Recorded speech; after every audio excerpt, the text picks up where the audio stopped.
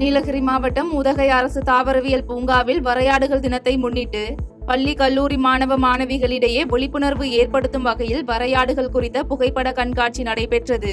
இந்த கண்காட்சியை திறந்து வைத்த மாவட்ட வன அலுவலர் கௌதம், சோலை புல்வெளிகளை அதிகரித்து வருவதால் தற்போது வரையாடுகளின் எண்ணிக்கை கணிசமாக உயர்ந்து வருவதாக தெரிவித்தார். தொடர்ந்து தமிழக அரசு வனத்துறை மூலமாக செயல்படுத்தி வருகிறது. சென்ற ஆண்டு காட்டிலும் இந்த ஆண்டு நம்ம வரையாட்டோட பாப்புலேஷன் கன்சிடரபிளாக இன்க்ரீஸ் ஆயிருக்கு. இதுக்கு பல்வேறு காரணங்கள் இருக்கு. நம்ம ப்ரொடெக்ஷன் மெஷர்ஸ் ஒரு காரணமாக இருக்கு, முக்கிய காரணமாக இருக்கு. ரெண்டாவது, நம்மளோட ஸ்டடி ஸ்கோப் எக்ஸ்பேண்ட் பண்ணியிருக்கோம். இன்னும் இன்டென்சிவாக பாப்புலேஷன் ஸ்டடிஸ் பண்ணிட்டு இருக்கோம். ஸோ அதனால ஆண்டு இது மென்மேலும் ப்ரூடெண்ட்டாக பண்ணி இந்த அழிந்து வரும் விளையாட்டினை பாதுகாக்கிறதுக்கும் அதோட வாழ்விடத்தை பாதுகாக்கிறதுக்கும் நடைபெற்று இருக்கோம். செங்கல்பட்டு மாவட்டம் பொலம்பாக்கத்தில் உள்ள தனியார் பாலிடெக்னிக் கல்லூரியில் மாணவர்களுக்கு இடையே ஏற்பட்ட மோதலில் கல்லூரி மாணவனை சக மாணவன் கத்தியால் கழுத்தில் குத்திய சம்பவம் பரபரப்பை ஏற்படுத்தியுள்ளது. இதனையடுத்து பலத்த காயமடைந்த மாணவன் செங்கல்பட்டு அரசு மருத்துவமனையில் சிகிச்சை பெற்று வரும் நிலையில் இதில் ஈடுபட்ட மாணவனை சித்தாம்பூர் போலீசார் கைது செய்து விசாரணை மேற்கொண்டு வருகின்றனர். ராமநாதபுரம் மாவட்டம் பாம்பன் பகுதி மீனவர் வலையில் சிக்கிய அரிய வகை டூம்ஸ்டே மீனை அப்பகுதி மக்கள் ஆச்சரியத்துடன் பார்த்து சென்றனர். 6 கிலோ எடையும் 5 அடி நீளமும் உடைய இந்த மீன் அதிகபட்சமாக 16 மீட்டர் நீளம் வரையிலும் வளர்ந்து மிதவெப்ப மண்டல கடல் பகுதியில் அரிதாகவே காணப்படும் நிலையில் தற்போது மீனவர்கள் வலையில் சிக்கியுள்ளது என்பது குறிப்பிடத்தக்கது. திருச்சியில் தமிழ்நாடு உலர் சாம்பல் செங்கல் மற்றும் கட்டிகள் தயாரிப்பாளர்கள் சங்கம் சார்பில் சங்க தலைவர் சிவகுமார் தலைமையில் நிர்வாகிகள் ஆலோசனை கூட்டம் நடைபெற்றது. இதனைத் தொடர்ந்து செய்தியாளர்களிடம் பேசிய சங்க தலைவர் சிவகுமார், மத்திய அரசு உலர் சாம்பல் செங்கல் விற்பனைக்கான GSTயை 12% 5% குறைக்க வேண்டும் என கேட்டுக்கொண்டவர், இதுகுறித்து தமிழக நிதி அமைச்சர் மற்றும் மத்திய நிதி அமைச்சரை சந்திக்க உள்ளதாக தெரிவித்தார். அப்ப எங்களோட இன்புட் கிரெடிட் குறையிறப்ப நாங்க ஆட்டோமேட்டிக்கா அந்த விலையேற்றத்தை நம்ம தவிர்க்க முடியாத அளவுக்கு பொதுமக்கள்கிட்ட கொண்டு போய் செய்ய வேண்டிய சூழல் இருக்கு. இதனை தொடர்ந்து எங்களுடைய கோரிக்கைகளை மாநில நிதியமைச்சர் மரியாதைக்குரிய மாண்புமிகு தங்கம் தென்னரசு அவங்கள்ட்டையும் மத்திய நிதியமைச்சர் மாண்புமிகு நிர்மலா சீதாராமன் அவங்களுடைய கவனத்துக்கு எடுத்துட்டு போக இருக்கிறோம். அதற்கு முன்பாக இந்த மாதிரி ஒரு 12% GST ஸ்லாப் இருக்கு, இன்னமும் அதுல இந்த பொருட்கள்லாம் இருக்கு அப்படிங்கிற ஒரு தகவல் பொதுமக்களுக்கு தெரியப்படுத்த வேண்டிய கட்டாயம் இருக்கு. புதுக்கோட்டை மாவட்டம் பொன்னமராவதி பேருந்து நிலையம் எதிரே தமிழ் மாநில விவசாய தொழிலாளர்கள் சங்கம் சார்பில் பல்வேறு கோரிக்கைகளை வலியுறுத்தி ஆர்ப்பாட்டம் நடைபெற்றது. இந்த ஆர்ப்பாட்டத்தில் 100 நாள் திட்ட பணியாளர்களுக்கு குடும்ப அட்டை அடிப்படையில் தீபாவளி போனஸாக 5000 ரூபாய் வழங்குதல், முன்னாள் முதலமைச்சர் கலைஞர் அறிவித்த நலவாரியத்தை மீண்டும் செயல்படுத்துதல் உள்ளிட்ட கோரிக்கைகள் முன்னிறுத்தப்பட்டது. திருவள்ளூர் 1வது வார்டு பகுதியில் திமுகவின் அமைப்பு சாரா ஓட்டுநரணி சார்பாக மாவட்ட அமைப்பாளர் G. வேலாயுதம் தலைமையில் 50 ஆட்டோ ஓட்டுநர்களுக்கு ஆயுத பூஜையை முன்னிட்டு சால்வை அணிவித்து சீருடை வழங்கப்பட்டது. இந்நிகழ்ச்சியில் வட்டார நிர்வாகிகள் ராஜேந்திரன், கண்ணன், குப்புராஜ், முஸ்தபா, சரண்ராஜ், நாகராஜ், நவீன் ஆகியோர் கலந்து கொண்டனர். விருதுநகர் மாவட்டம் காரியாபட்டியில் ஓய்வு பெற்ற அரசு ஊழியரின் பூட்டிய வீட்டின் கதவை உடைத்து தங்க நகை திருடிய வழக்கில் மதுரையைச் சேர்ந்த ராமச்சந்திரன் என்பவரை தனிப்படை போலீசார் கைது செய்து சிறையில் அடைத்தனர். மேலும் இந்த திருட்டு சம்பவம் உள்பட பல்வேறு திருட்டு வழக்குகளில் ஈடுபட்ட ராமச்சந்திரனை உடனடியாக கைது செய்து நகையை மீட்ட தனிப்படை போலீசாருக்கு மாவட்ட காவல் கண்காணிப்பாளர் கண்ணன் வாழ்த்து தெரிவித்துள்ளார்.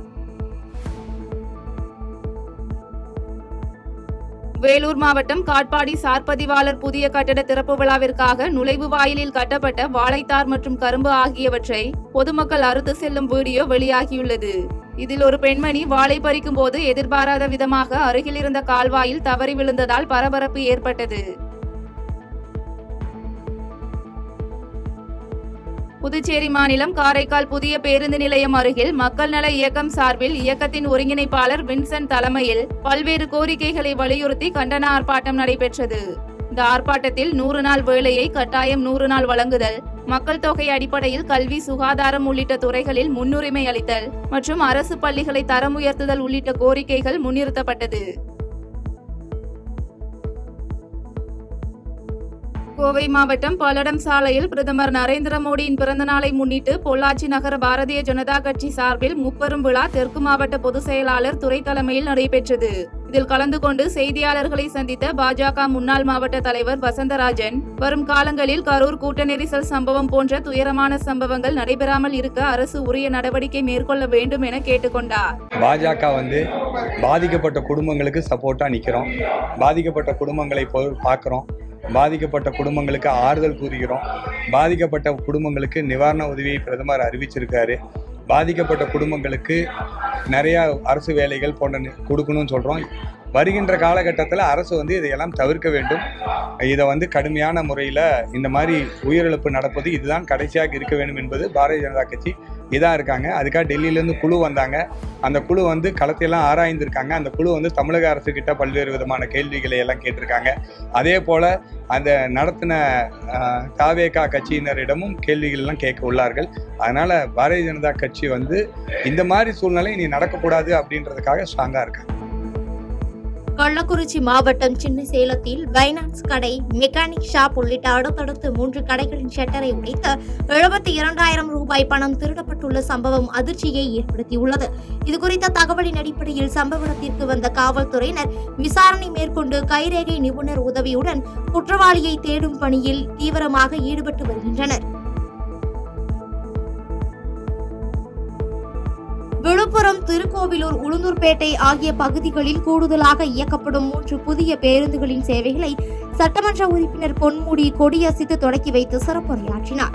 விழுப்புரம் மாவட்டம் திருவெண்ணை நல்லூரில் அரசு கலை கல்லூரியில் நடைபெற்ற பட்டமளிப்பு விழாவில் முன்னாள் அமைச்சர் பொன்முடியிடம் விழுப்புரம், உளுந்தூர்பேட்டை, திருக்கோவிலூர் ஆகிய பகுதிகளிலிருந்து கல்லூரி மாணவர்கள் வருவதற்கு பேருந்து வசதிகளை அதிகப்படுத்தி தர வேண்டும் என மாணவர்கள் கோரிக்கை வைத்த நிலையில் நடவடிக்கை எடுக்கப்பட்டுள்ளது.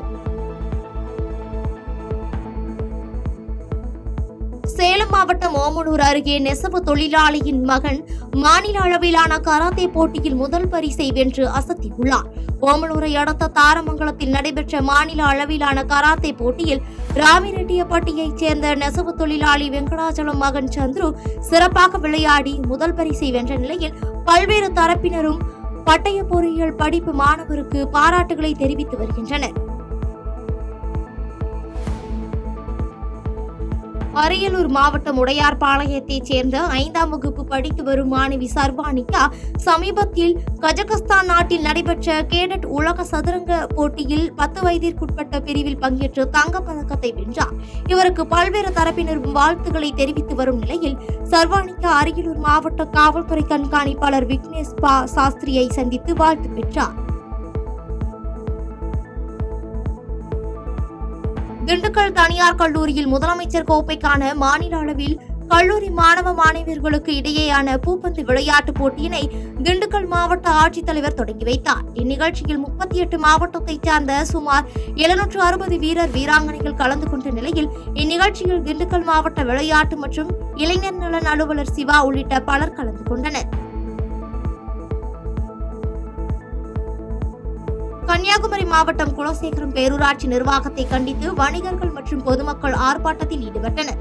குலசேகரம் பேரூராட்சிக்குட்பட்ட பகுதிகளில் அம்ருத் குடிநீர் திட்ட பணிகளுக்காக சாலை ஓரத்தில் தோண்டப்பட்ட பள்ளங்களை சரி செய்ய வலியுறுத்தி நடைபெற்ற இந்த போராட்டத்தில் கலந்து கொண்ட பின்பு செய்தியாளர்களை சந்தித்த வணிகர் பேரமைப்பு மாநில இணை செயலாளர் விஜயன் உடனே நடவடிக்கை எடுக்காவிட்டால் கடையெடுப்பு போராட்டத்தில் ஈடுபட போவதாக அறிவித்துள்ளார். கன்னியாகுமரி மாவட்டம் கொல்லங்கோடு பகுதியில் ஒயாசிஸ் என்ற பெயரில் செயல்பட்டு வரும் தனியார் மதுபான விடுதியில் கலப்பட மதுபானங்கள் மற்றும் அரசு அனுமதிக்கப்பட்ட நேரத்தை பின்பற்றாமல் மதுபானங்கள் விற்கப்படுவதாக புகார் எழுந்ததை தொடர்ந்து நடைபெற்ற சோதனையில் உரிமையாளரின் மகன் உட்பட 3 பேர் கைது செய்யப்பட்டனர். மேலும் 5000த்திற்கும் மேற்பட்ட மது பாட்டில்கள் பறிமுதல் செய்து போலீசார் தீவிர விசாரணை மேற்கொண்டு இது சம்பந்தமாக 3 பேரையும் கைது செய்து சிறையில் அடைத்தனர். நாகை அருகே சாலை விபத்தில் உயிரிழந்த காவலருக்கு 21 குண்டுகள் முழங்க காவல்துறை சார்பில் மரியாதை செலுத்தப்பட்டது. வடக்கு பொய்கை நல்லூரைச் சேர்ந்த காவலர் பாலசுப்ரமணியன் சாலை விபத்தில் உயிரிழந்த நிலையில் பொதுமக்கள் அஞ்சலிக்காக அவரது உடல் வைக்கப்பட்டு வீரன்குடிகாடு இடுகாட்டிற்கு எடுத்துச் செல்லப்பட்டு அங்கு காவல்துறை சார்பில் டிஎஸ்பி ராமச்சந்திரமூர்த்தி தலைமையில் 21 குண்டுகள் முழங்க அடக்கம் செய்யப்பட்டது. காஞ்சிபுரத்தில் தயாரிக்கப்பட்ட இருமல் மருந்து உட்கொண்டு மத்திய பிரதேசத்தில் 10க்கும் மேற்பட்ட குழந்தைகள் உயிரிழந்ததாக எழுந்த புகாரை தொடர்ந்து ஸ்ரீசன் பார்மா நிறுவனத்திடம் விளக்கம் கேட்டு தமிழக அரசு சார்பில் நோட்டீஸ் வழங்கப்பட்டுள்ளது. மேலும் 16 கேள்விகளுக்கு 5 நாட்களுக்குள் பதிலளிக்க கூறி காஞ்சிபுரம் மண்டல மருந்து கட்டுப்பாட்டு அலுவலர் மணிமேகலை முன்னிலையில் நோட்டீஸ் ஒட்டப்பட்டுள்ளது குறிப்பிடத்தக்கது.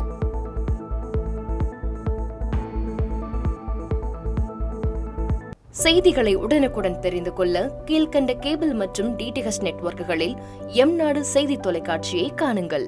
பாதகம் செய்பவரை கண்டால் நாம் பயம் கொள்ளலாகாது பாப்பா. மோதி மிதித்து விடு பாப்பா, அவர் முகத்தில் உமிழ்ந்து விடு பாப்பா. அண்மை செய்திகளை உடனுக்குடன் தெரிந்து கொள்ள இணைந்திருங்கள் எம்நாடு தொலைக்காட்சியுடன்.